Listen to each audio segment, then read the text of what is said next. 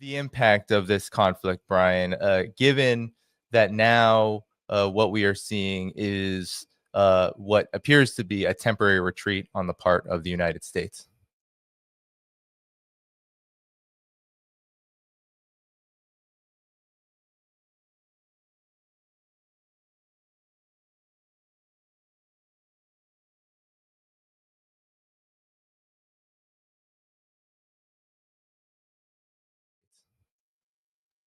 I'm not so sure that it's a retreat. I think this is more a matter of strategy, a strategy that the United States is employing to dismember a nation that has been long slated for regime change in the region. It had nothing to do with nuclear weapons. I mean, in a way, it does, because Iran's pursuit of nuclear technology serves as a limit to the impunity the United States enjoys over the entire region. So in a way, it could be, but it's not just nuclear technology that the U.S. is driving U.S. foreign policy. It really is regime change, and nuclear technology is an obstacle to it. This is why they would want to remove it. This is why they talked about the ballistic missiles during the negotiations. I had pointed out for years and years. I mean, I've spent years of my life warning about this coming conflict and how the U.S. would use negotiations as cover to launch an attack on Iran through Israel, to then itself wade into the conflict.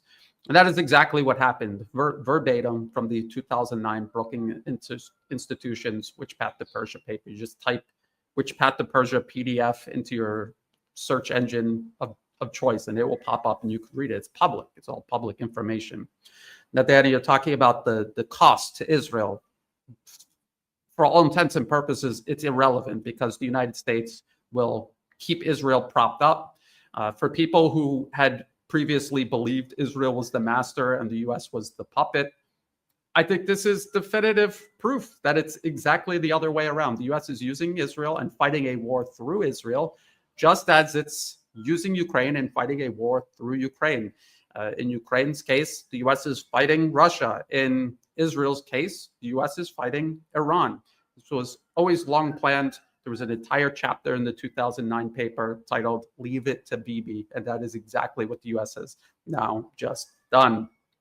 I would say the most significant cost, however, for the United States is in terms of air defense and maybe to a lesser degree, long-range precision-guided weapons. These are munitions that are made in relatively small numbers. They cannot produce them faster than they're being expended.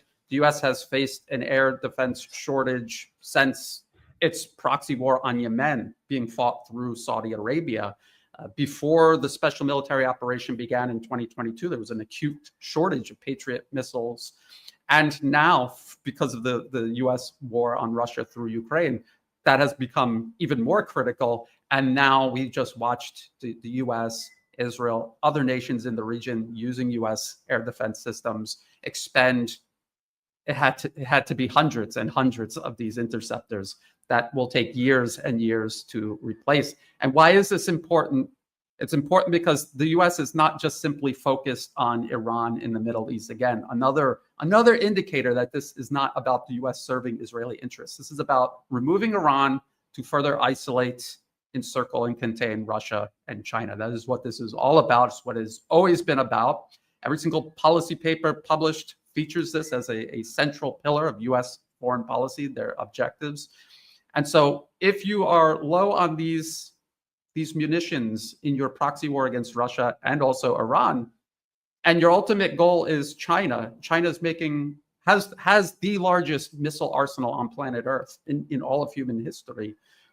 How are you going to deal with that? How are you going to be in a position of advantage in any sort of conflict with China, directly at least? So that's just some opening thoughts. There's a lot more. Every time you're around, I get a lot of wisdom from you. So I'm going to ask you, Kiji, what is going on in West Asia with Iran, Israel, and I would say the NATO project? Because Israel could not have done what it did without the backing of the U.S. and NATO.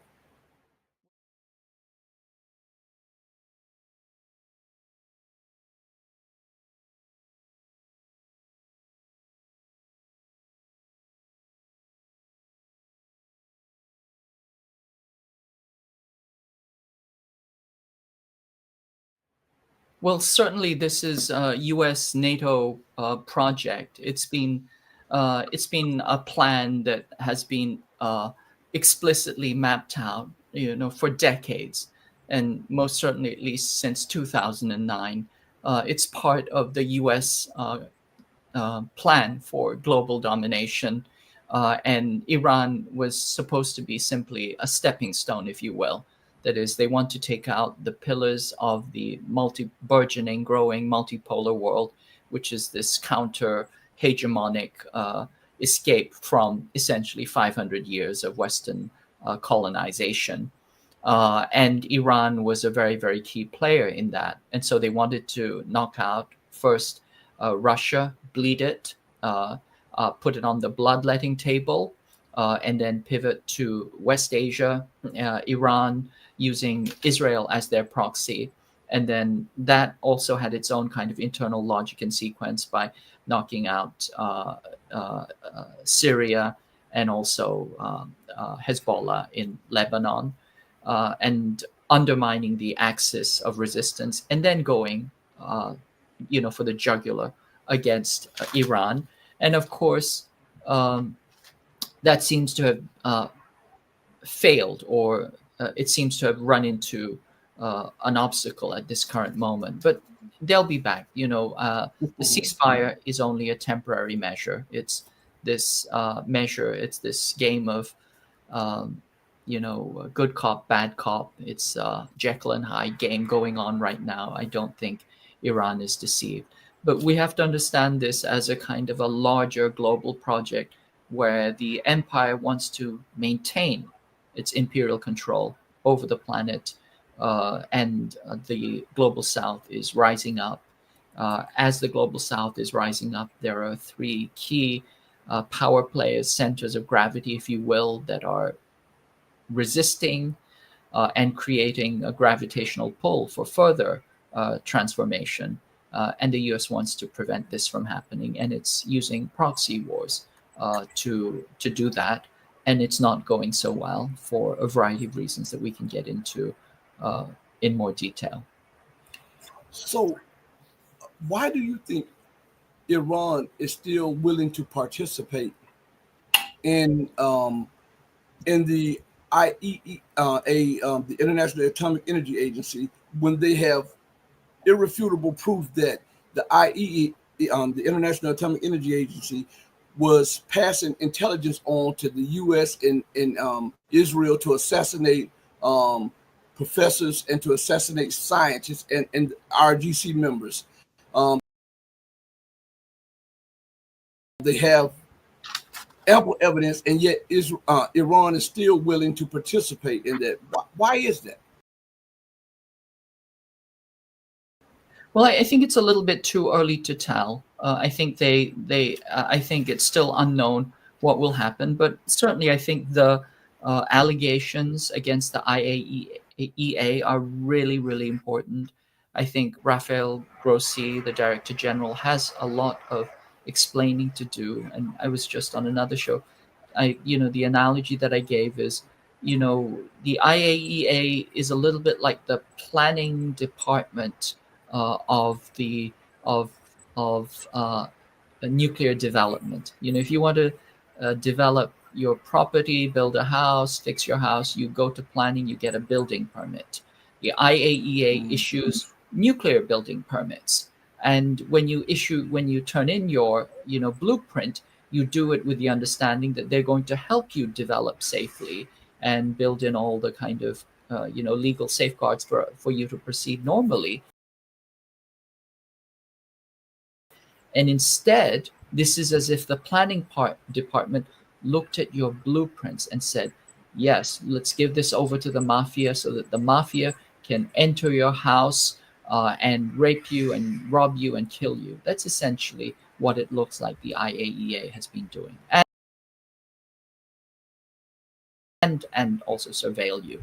So it's an extraordinary violation of any notion of rule of law, of global institutions. And I think Grossi should be hauled before multiple tribunals and have to explain what he was doing. But yeah, it's a fundamental breakdown, and I would be surprised if Iran continued to be part of the NPT. I think that they have, like North Korea, they have legitimate uh, legitimate cause to withdraw, both for their safety, but also for the fact that they've been completely undermined and betrayed. The perfidy of these kinds of actions by international institutions is beyond belief.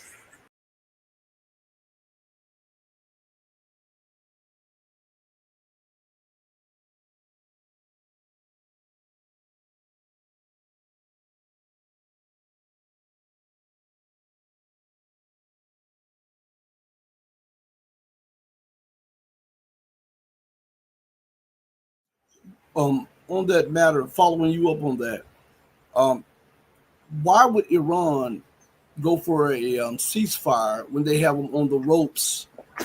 Because what the U.S. and Israel and their proxies like to do is rest, rearm, and recalibrate. Even though Iran was taking damage, it was dealing out more damage, and it could have. We saw that the interceptors were almost depleted, and we see that the U.S. and Israel became panicked from the little information that we've gleaned from what happened during the strikes. Why do you think that Iran allowed Israel a breather? It's a good question, and I think there are arguments for both, right? Whether it should have pressed its advantage. If it did have an advantage, it's possibly very likely. Certainly, in terms of attrition, purely in terms of the math, it does have an advantage because, for every missile that Iran shoots, Israel has to send 2 to 10 interceptors, and those interceptors are incredibly expensive. The missiles themselves may not be so expensive. So purely from that standpoint, from a financial, from a bean counting standpoint, Israel was already starting to be depleted and losing the war. Should Iran have pressed its advantage? I think there's an argument that could have been made there, but I think there are many factors involved. I think the fact that the United States was also threatening to get involved, the fact that both that Iran, the United States, and Israel both have nuclear weapons. I think these are important facts. Is it possible for a powerful country to fight two nuclear armed nations at once? I think that sometimes you have to, discretion is the better part of valor. And I think that even inside the situation, remember the U.S. bombed Fordo and other nuclear plants, claimed to have destroyed them completely. But if you look at the Iranian retaliation, it was very, very symbolic and minimal. They did the absolute minimum. They telegraphed what they were going to do, and then they, sent something which was really a symbolic act. The fact that they sent a symbolic gesture signals that probably the damage to Fordo was trivial or only symbolic. Even the U.S. intelligence are saying that it's only put it back a few months, if even that. So I think that the damage of the U.S. attack was insignificant, and therefore Iran felt comfortable making, a symbolic gesture back, simply a shot over the bow, not a complete, all-out war. And having sent that message, it's looking to see, if the ceasefire will hold. Because, let's get back to it. Ultimately, Iran does not want war, does not want war with the United States, does not want war with Israel. It simply wants to develop peacefully. It has not been an aggressive nation. It fights when it is attacked, but it is not, a country that has gone abroad, seeking domination and, mayhem, as at least for several centuries, as has the Imperial West. So we'll have to see. We'll have to see if the ceasefire holds. I think there's a lot of concern that it could just be a ploy, and that's also very likely. But even so, I think that time is on Iran's side, not on Israel or the United States. Essentially, this is a U.S. plan. It's a U.S. plan to use Israel as a proxy to further its imperial goals in West Asia. And when the U.S. pretends that it was reluctantly pulled in, this is propaganda. It's a fig leaf. It's anytime the U.S. uses the words enmeshment or pulled in regarding its vassals, you're being lied to. It's like this. It's that the ventriloquist will sometimes pretend that the puppet is telling them what to do. But you have to understand, underneath the puppet is the ventriloquist's hand. That's what's going on.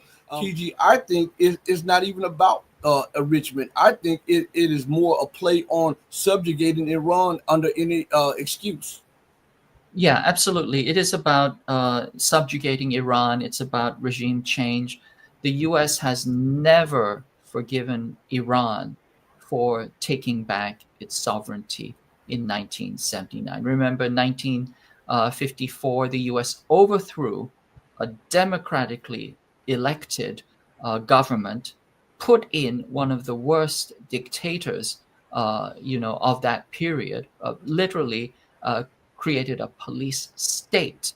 And right now, the son of that dictator is saying that he's going to go back and bring human rights to Iran. Is absolute and total absurdity. These are the people who destroyed human rights, that turned the country into a police state. So we should not be deceived by any of that propaganda. But yeah, it's not about it really is about regime change. They want to destroy Iran, or at least subjugate it to the point that it is simply a vassal as the other countries in the area. But yeah, the larger picture, yes, thorium is a possibility.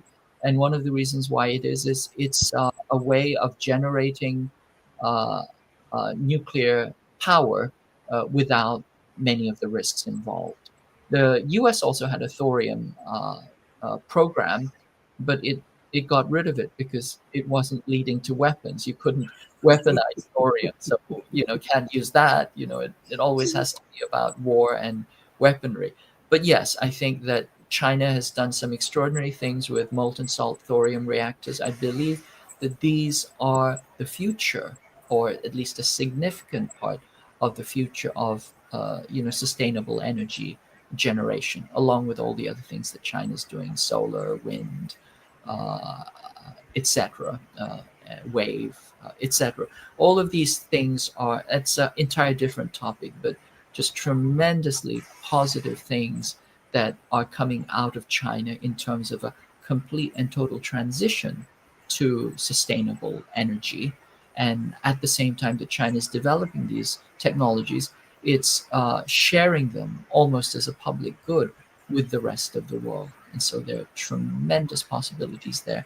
I think What do you say about the pundits and the alternative media that dismisses the part where we say that Iran is a strategic aim of the United States as it tries to move on China? I think they need to understand that there is this sequencing going on, very deliberate strategic sequencing, very deliberate division of labor, as Brian has pointed out many times, and that this is a much larger agenda going on. If you just focus down, on the trees, you're going to miss the large thing that's happening. We are actually in World War III right now, and this is one of many fronts where the battle is being waged. And so if you just kind of use your microscope to focus just on one area, as dramatic and as horrifying it may be, you're going to miss the bigger picture, which is that this is a multi-front war happening in multiple domains at the same time, not simply the kinetic domain, but also in the informational domain, in the political domain, in the diplomatic, in the economic, in the trade, in the technological domain, etc. It's happening multiple ways on multiple fronts, and we have to understand that rather than just be captured by the media saying watch the birdie. It's a mistake. So I think that the pundits don't get that the empire is playing for time. Everything, all of the economic barometers are deteriorating. This all is connected to the economics because the empire understands that China challenges it economically. So could you elaborate a little bit on how why the empire is pushing so hard against Russia, China, Iran, and the global South, and how it's connected to the economic side? Yeah, I mean, this is monopoly capitalism. Capitalism, when you have open markets, it results in monopolies. Monopolies do many things, but among them, it enshittifies, and then it moves towards financialization. It seeks to gouge rents instead of actually creating use value. And so this is why, for example, these days you can go onto your app and you order a burrito from DoorDash and you can pay for it in 4 convenient installments, right? This is the financialization of everything. Instead of building products that have use value, that are produced and manufactured for human use, you enshittify those products, and then eventually you just gouge, and then you start financializing everything. Simply you say, I'm going to make a claim on your money through rents or through rentier extraction. And then as you do this, you actually hollow out the power of your own society. This is all these complaints about saying, China stole our jobs, and they, and now they're the industrial powerhouse. Well, this was a very deliberate thing that U.S. capitalists did. They wanted hyper profits, so they went abroad, seeking those massive hyper profits, exploiting cheaper labor, and at the same time they financialized and they said, we're simply going to draw extractive claims on other people's money. This is why financializes. As it financializes, it has to continue expanding aggressively. But still, it cannot keep itself going. And what happened is that the corpulent body of capitalism collapsed in 2008. That was the global financial crash. It completely collapsed. And at that point, the game should have been over. They should have taken it to the morgue. But what they did was they reanimated the zombie. The zombie was reanimated, and it keeps going on. The monster is continuing to move on. It's like Frankenstein, and it's in school shooter mode. It's ready to destroy the world. But this is what happens with capitalism: is that the reset button for capitalism, for global capital, is war. Done by legislation? No. It was done by the will of one man, Joe Biden. He inherited a mess, but he made it worse. Well, I put forward that every single election it's worse than the one before. And I think Yes. that'll always be so. I have a little different attitude about that, but the military is just they're just the murdering arm of the government. It's like if you think of capitalism as your corpulent uncle who just can't control themselves, and then they have multiple strokes, and then they finally have this massive fibrillation heart attack. The wall defibrillator is global war. So that is part of the dynamic. That's why we're seeing this movement towards World War One, World War Three, which we are already in, and also we are.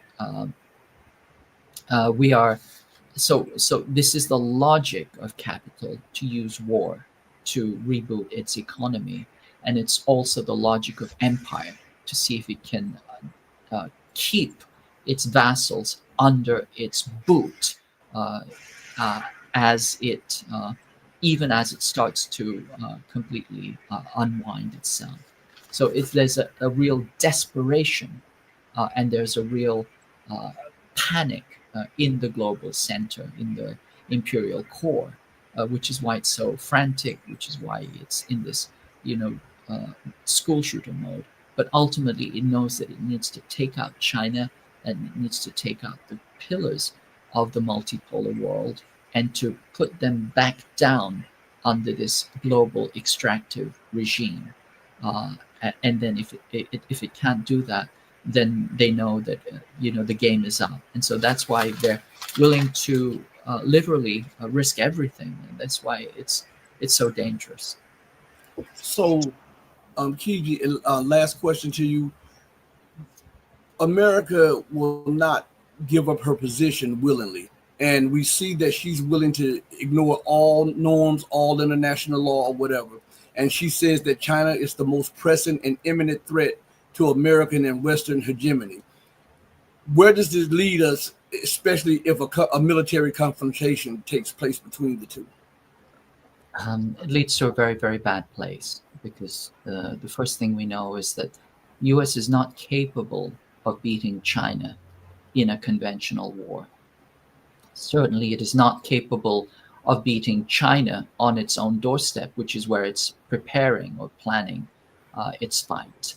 That is along the first island chain, Taiwan Island, the South China Sea, along the Korean Peninsula, all along that kind of arc of encirclement that the U.S. has prepared. That is 5,000 miles away from Hawaii. So if you think purely in terms of replenishment and logistics, this is the U.S.'s war to lose.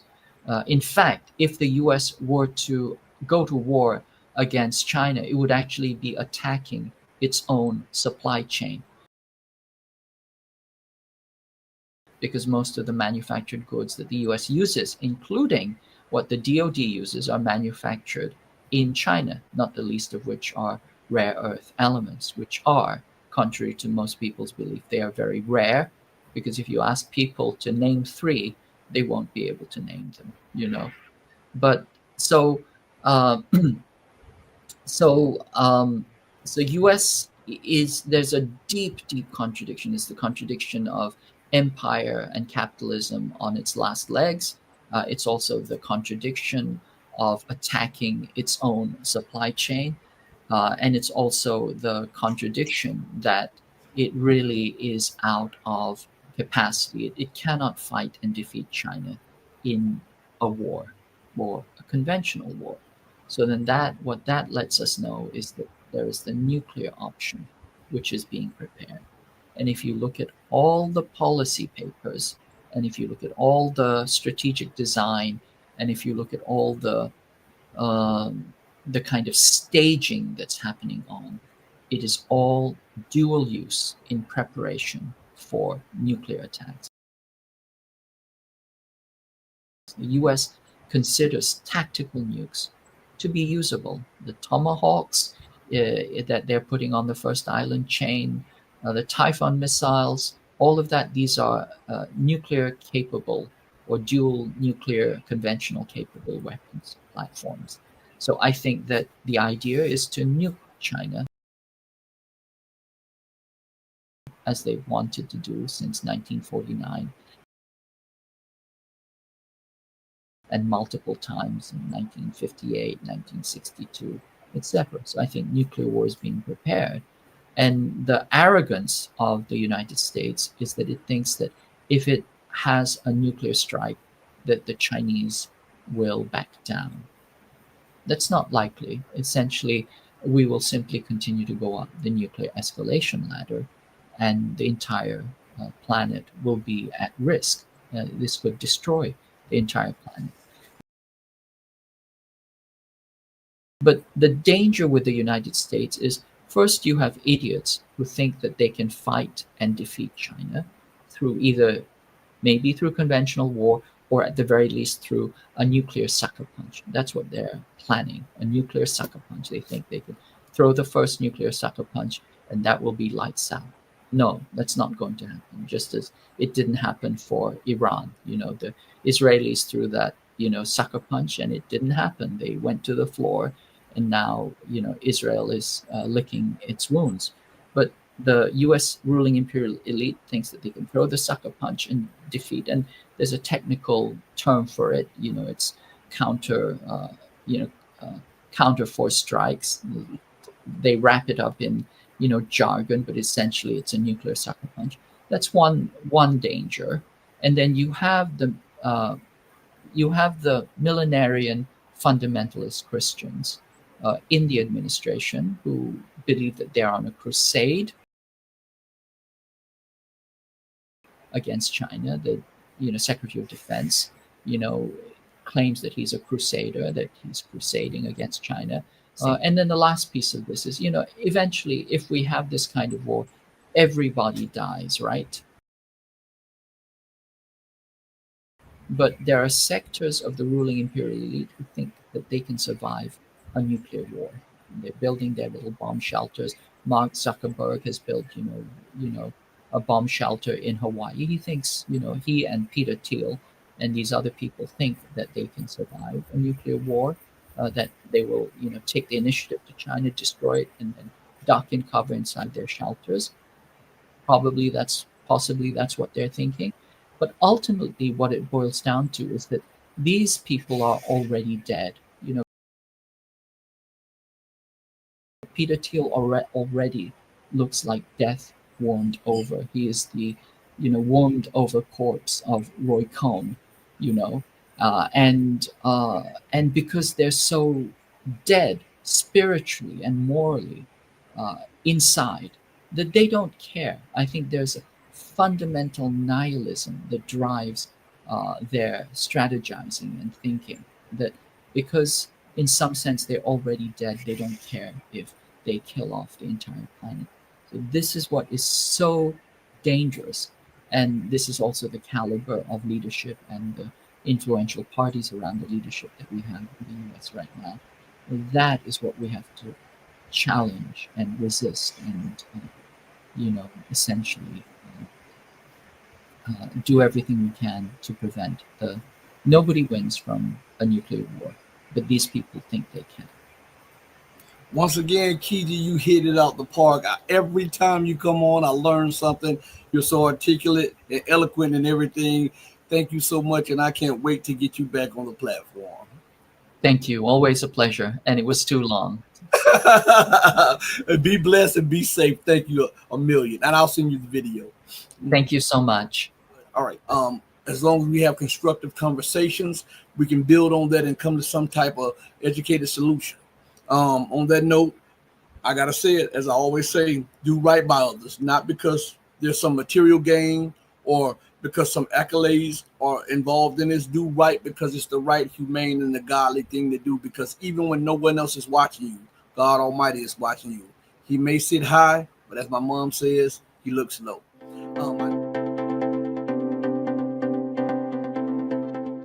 I want you to watch this, not just with an open mind, but from somebody who ran against a fellow Zionist. Jen was a Zionist when she grew up, but she got away from it.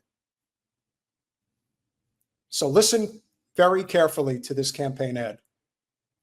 It'll really give you some incredible insight into what it means to break away from this absolutely genocidal, insane ideology that must be brought to its knees and removed from control over our daily lives. This is me at 16 years old in Israel on a high school trip holding an assault rifle, and this is the definition of indoctrination.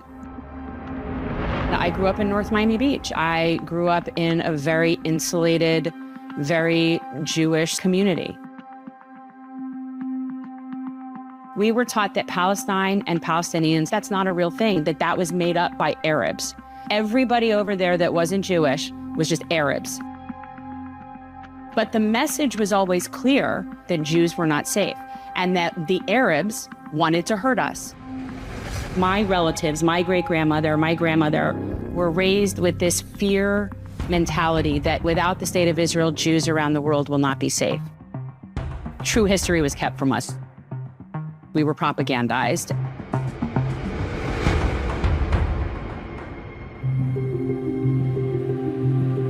But as I grew older, I began to see a different reality unfolding. I witnessed the rise of the Israeli lobby, exerting its influence on our politics and policies. I learned about the injustices happening thousands of miles away in the name of Jewish people. And I can't stay silent in the face of such injustice. The right to return denied to so many Palestinians. The war fueled by the Israeli government and sanctioned by our own country, condemned by the UN and the International Court of Justice as genocide.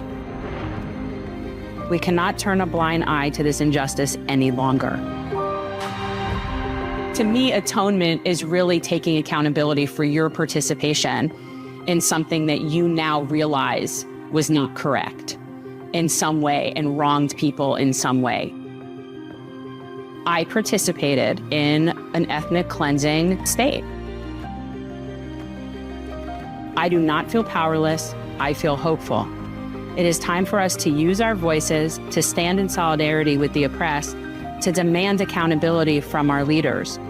As a candidate, as a mother, as an ally, I pledge to fight for justice and equity for everyone, here at home and abroad. For there can be no peace without true justice. I'm Jen Perlman. I'm running for Congress, Florida's 25th district.